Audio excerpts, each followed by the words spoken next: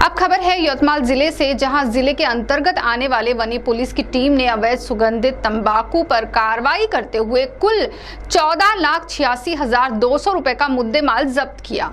अवैध सुगंधित तंबाकू पुलिस ने कहां से जब्त किया, जानते हैं इस खबर में।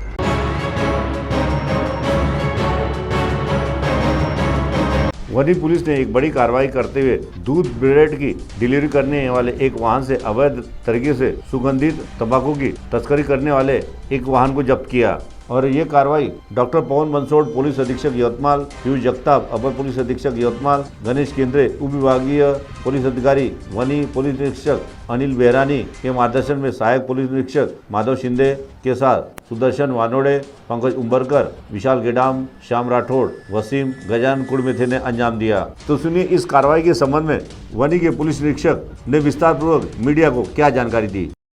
नमस्कार, मी अनिल बेहरानी, ठाणेदार वणी।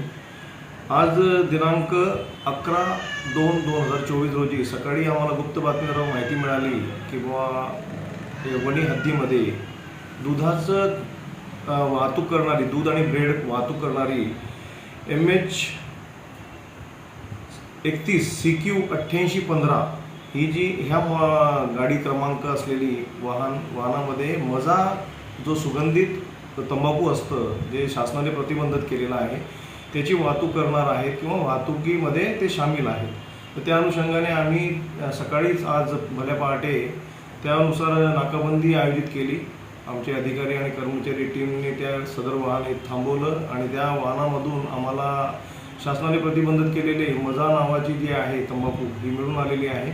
त्यात टोटल जे वाहतूक करताना मिळून आलेलं 13 बोरी मजा आहे त्यात आणि 520 डबे, ज्याची किंमत होते आजच्या घडीला 4,86,200 रुपये आणि वाहनाची किंमत 10 लाख। हे दोन्ही आम्ही सीज केलेले आहेत। 2 आरोपी आम्हाला सध्याच्या घडीला मिळून आलेले आहेत, त्यांना सुद्धा अटकेची प्रोसिजर सुरू करत आहोत आणि जे आवश्यक आहेत ते सेक्शन आम्ही त्याला अप्लाय केलेले आहेत। पुढील तपास आम्ही करून इतर जे अधिकारी याच्यामध्ये सामील असतील त्यांना लवकरात लवकर पकडण्याचा आणि पुढील तपास व्यवस्थित करण्याचा प्रयत्न करत आहोत। CTV के लिए हमारे प्रतिनिधि दिलदार शेख की रिपोर्ट।